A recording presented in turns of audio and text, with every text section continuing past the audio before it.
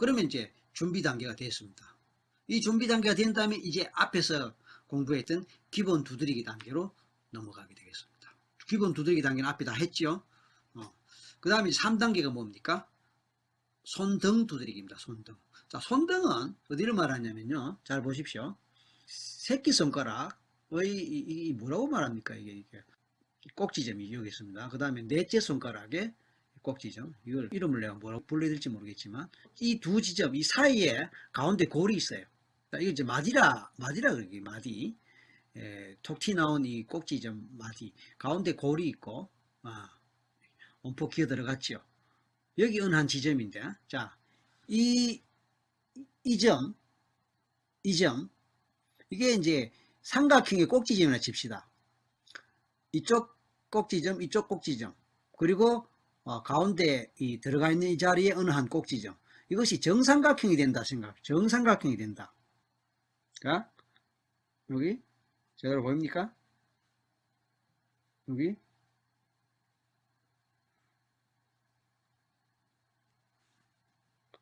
그럼 정삼각형이 되겠습니까? 네, 정삼각형. 그러니까 정삼각형이 될 만한 포인트 자리를 하나 잡고 그 자리를 이렇게 쳐주는 겁니다. 근데 어차피 두 손가락으로 치기 때문에 정확하지 않아도 대충 그 자리가 커버가 돼요. 응? 손가락 두 개 또는 한 가지, 한 손가락이라도 손가락 범위가 기본적으로 있기 때문에요. 대충 그걸 치면 커버가 됩니다. 그래서 침보다는 효과적이라고 그랬잖아요. 침은 정확하게 꽂아야 되는데 손가락의 기본 범위가 있기 때문에 이렇게 치는 겁니다.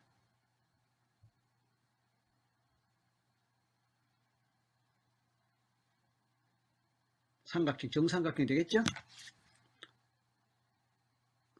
이쪽 포인트, 이쪽 포인트, 이쪽 포인트, 정삼각형이 있죠. 어렵지 않습니다. 이 자리도 눌러보면 다른 데보다 조금 더 이 민감한 반응이 느껴져요. 조금 더 통증이 약간 더 있어요.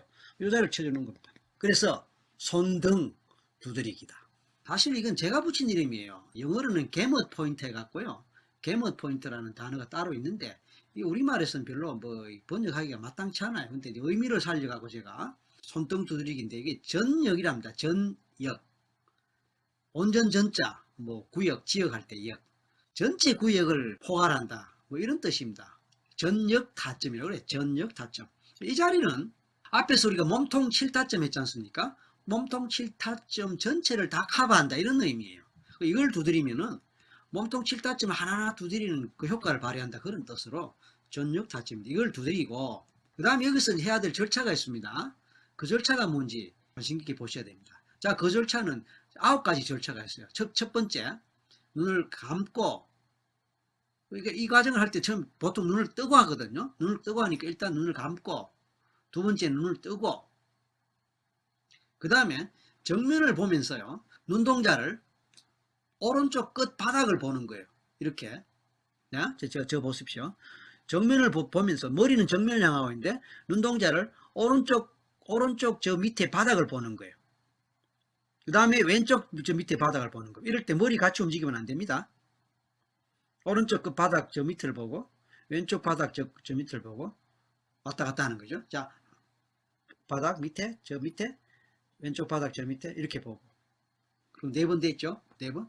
어떻게 4번요? 처음에 눈을 감았다가 1단계 눈을 뜨고 2단계 이쪽 바닥 저쪽 3 저쪽 바닥 저쪽 4 왔다 갔다 하죠. 그리고 눈동자를 시계 방향을 한번 돌리는 겁니다. 눈동자를. 그리고 또 반대로 한번 돌리는 겁니다. 이걸 연속으로 할게요. 이렇게 됩니다. 네. 다시 보세요. 저 눈동자 보십시오. 시계 방향을 완전히 돌립니다. 반대로 돌립니다. 이것도 연습이 돼야 되는데 연습 안 되는 분은 이것도 굉장히 힘들어요. 또 어떤 분은요. 눈동자가 아예 안 돌아가는 사람도 있어요. 반만 돌아가고 나머지 반이 또 안 돌아가는 사람이 있어요. 뭐 해보시면 아시겠지만. 근데 그런 경우는 눈동자 돌리기 연습을 많이 할 필요가 있어요. 자, 다시 저 한번 보십시오.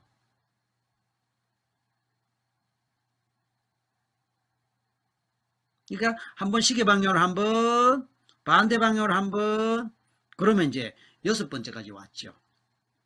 근데 여기서 이제 눈동자 돌릴 때, 자, 보십시오. 제 눈동자가 밑에 옆에 9시 방향이죠. 12시 방향, 3시 방향, 6시 방향. 이게 제대로 떼야 돼, 제대로. 근데 이럴 때 이제 어떤 사람은 고개가 같이 돌아가는데, 반대 경우도? 그러면 안 돼요. 항상 머리는 고정하고, 눈동자만 돌아가야 눈동자 돌리는 효과가 있어요. 눈동자가 오른쪽, 왼쪽, 왼쪽, 오른쪽 돌 때마다 좌뇌와 우뇌를 자극하는 효과가 있어요. 그럼 어떻게 됩니까?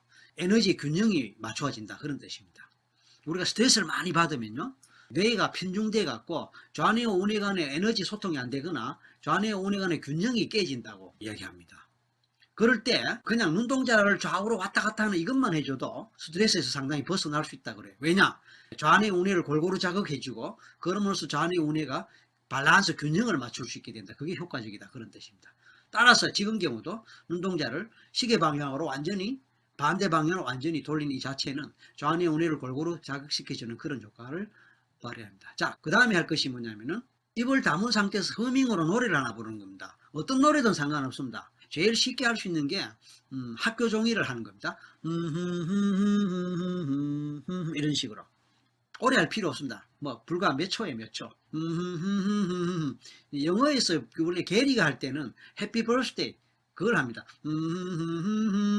이런 식으로 하는데 그거 해도 돼요. 우리는 제가 편하게 하지만 학교 종이 누구나 아는 거니까 학교 종이 몇 초만 하면 됩니다. 그리고 이제 이 숫자를 세는 겁니다. 하나, 둘, 셋, 넷, 다섯. 그리고 마지막으로 허밍 하나 더 합니다. 한 번 더 합니다. 같은 거 이런 식으로. 그래서 전부 9단계가 됩니다. 처음부터 할게요. 눈을 감고 뜨고 오른쪽 아래쪽 끝 왼쪽 아래쪽 끝 시계 방향 한 바퀴 반대 방향 한 바퀴 6이죠. 7번째 여덟 번째 하나 둘 셋 넷 다섯 9번째 이렇게 가는 겁니다. 자, 허밍을 하거나 이럴 때는요 우뇌를 자극합니다. 허밍을 하면요 노래 그 다음에 하나 둘 셋 넷 다섯 숫자를 센다는 것은 좌뇌를 자극합니다. 지금 보시다시피 지금 이 과정에서는 좌뇌 우뇌를 어쨌든 골고루 자극하는 그 효과가 되고 그 좌뇌 우뇌를 골고루 자극함으로써 좌뇌 우뇌의 균형을 맞춰준다. 그래서 말하자면 심리적으로 편안하게 되고 스트레스에서 벗어나게 되고 부정적 감정에서 벗어나게 되고 또 통증이나 불편한 상태에서 벗어나게 된다. 그런 얘기입니다. 다만 이거 할 때에 손등을 두드리면서 하라. 손등을 두드리면서 하라. 그래서 제가 시범 보여드릴게요. 자, 손등을 계속 두드리면서 그 대신 이럴 때는 말을 안 해도 됩니다. 손등을 계속 두드리면서 눈을 감고 눈 뜨고 오른쪽 아래쪽 끝 바닥 보고 왼쪽 아래쪽 끝 바닥 보고 시계 방향 운동자 한번 돌리고 반대 방향으로 돌리고 하나 둘 셋 넷 다섯 이게 이제 손등 두드리기 단계입니다. 자, 3단계 손등 두드리기 단계 끝나면 뭡니까? 마지막 기본 두드리기 단계 한 번 더 남았죠. 그럼 다시 기본 두드리기 단계 이것으로 넘어갑니다. 이럴 때는 이제 말해야 되죠. 불안, 대인불안 이런 식으로 말입니다. 어떻습니까? 이렇게 되면 이제 기본 치료 과정 전체가 끝이 났습니다. 자, 기본 치료 과정 전체 첫 번째 뭡니까? 준비 단계, 기본 두드리기 단계, 손등 두드리기 단계, 또 기본 두드리기 단계 네 가지 맞죠? 이게 이제 40%의 문제의 경우에 이 풀코스 기본 치료 과정 전 과정을 시행해 볼 수 있다. 자, 과연 이렇게 하는데 시간이 얼마나 걸릴까요? 10분, 20분 걸릴까요? 1시간 걸릴까요? 아니에요. 불과 1, 2분이에요. 1, 2분. 예? 불과 1, 2분이에요. 그래서 지금부터 제가 풀코스 쭉 처음부터 끝까지 하는 것을 보여드릴 테니까 잘 보십시오. 우선 대인 불안의 문제로 갑시다. 우선 이제 앞통증 찾습니다. 나는 비록 대인 불안의 문제가 있지만 나 자신을 깊이 그리고 완전히 사랑합니다. 나는 비록 대인 불안의 문제가 있지만 나 자신을 깊이 그리고 완전히 사랑합니다. 나는 비록 대인 불안의 문제가 있지만 나 자신을 깊이 그리고 완전히 사랑합니다. 세 번 했죠. 대인 불안, 대인 불안, 대인 불안, 대인 불안, 대인 불안, 대인 불안, 대인 불안, 대인 불안, 대인 불안, 대인 불안, 대인 불안, 대인불안, 대인불안, 대인불안, 대인불안, 대인불안, 대인불안, 대인불안, 대인불안, 대인불안, 대인불안. 눈 감고 뜨고 오른쪽 아래쪽 왼쪽 아래쪽 시계 방향 반대 방향 하나 둘 셋 넷 다섯 대인불안 대인불안 대인불안 대인불안 대인불안 대인불안 대인불안 대인불안 대인불안 대인불안 대인불안 대인불안 대인불안. 요게 제가 여러분에게 시범 보여주려 하다 보니까 조금 시간이 조금 더 걸렸을 수 있습니다. 2분 내입니다. 2분 내. 예? 그렇지 않겠습니까? 별로 어렵지 않죠? 그 과정 낮게 하나하나씩 제대로 익혀서 반복 연습하다 보면은 처음에는 이게 순서가 잘 기억 안 나고 그래서 뭐 책을 보면서 할 수도 있어요. 근데 몇 번만 따라 반복해 보면요 아주 단순합니다. 그리고 쉽고 그래서 나중에 책 없어도 얼마든지 할 수 있을 것입니다. 자, 여기까지가 기본 치료 과정이에요. 자, 이 기본 치료 과정을 하게 되면 어느 정도 수치가 내려오게 돼 있어요. 예를 들어서 처음에 상태가 10이었다면 9로 또는 8 또는 7로 어떤 사람은 10에서 5로 팍 떨어지거나 어떤 사람 한 번 했는데 그냥 문제가 싹 없어져 버리는 그런 사람도 있습니다. 처음부터 기본 두드리기로 가는 것이 단축 과정이에요. 처음부터 기본 두드리기로 바로 가서 이제 몸통 7타점 두드리는 걸로 끝나는 그게 단축 과정인데 그렇게 단축 과정으로 갈 수도 있고 아니면 풀코스 전체 과정을 갈 수도 있는데 어느 쪽으로든 효과가 좀이라도 있다면 반복하십시오. 반복할 때에도 요령이 있습니다. 그것이 바로 보충 치료 과정입니다. 지금까지 우리는 처음에는 60%를 전제로 하고 단축 과정을 하는 걸로 설명했습니다. 즉 기본 두드리기 과정에서 몸통 7타점만 치는 단축 과정을 설명했습니다. 물론 거기서 손통 두드리기로 가도 되는데 몸통 7타점만 제대로 치는 걸로도 효과적입니다. 이게 이제 단축 과정입니다. 그러나 이게 60%인데 60% 포함되지 않는 40% 문제 같은 경우는 단축 과정을 해도 효과가 없다고 그랬잖아요. 그럴 때는 앞통점 찾거나 손날 두드리기를 하거나 준비 과정부터 해서 풀코스로 가라. 전체 과정을 밟아라. 그러면 이제 40%가 커버가 되는 겁니다. 그래서 이제 웬만하면 효과가 있거든요. 그러면 이제 두 번째, 세 번째 갈 때는 그때부터는 보충치료 과정인데 보충치료 과정에는 어떤 요령이 있느냐 이렇게 갑니다. 첫 번째 이제 불안 정도가 8이었는데요. 8이었는데 한번 하고 나니까 뭐 6으로 내려왔단 말입니다. 그럴 때 똑같이 불안 그렇게 가도 됩니다. 그런데 여전히 남은 불안 이렇게 가는 게 좋습니다. 요령은 똑같습니다. 만약 준비 과정을 그대로 간다면 나에게는 여전히 남은 불안이 있지만 아니면 나에게는 여전히 불안이 남아있지만 나 자신을 깊이 그리고 완전히 사랑합니다. 그렇게 갈 수 있어요. 나는 여전히 머리가 아프지만 나 자신을 깊이 그리고 완전히 사랑합니다. 나는 여전히 긴장되지만 나 자신을 깊이 그리고 완전히 사랑합니다.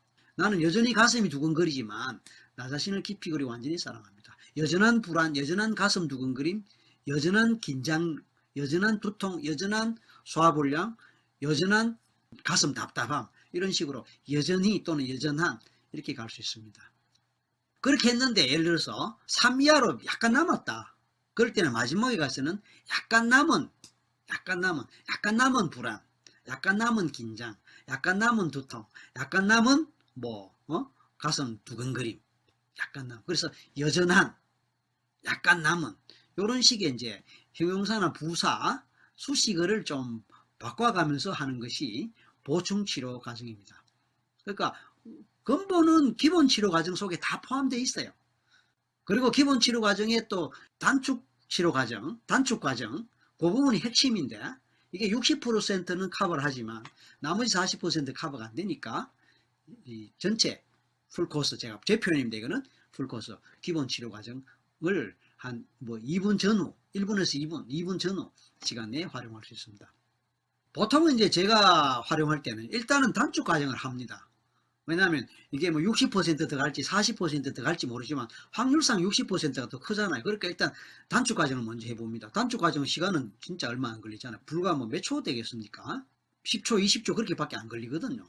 그러니까 단축 과정을 한번 해봅니다. 해서 효과 있으면은 그대로 가는 거예요. 60% 해당된다 이 말입니다. 근데 만약 효과가 없다면 그때 처음부터 준비 과정부터 제대로 다시 처음부터 전체 과정을 밟아 나가는 것도 괜찮죠.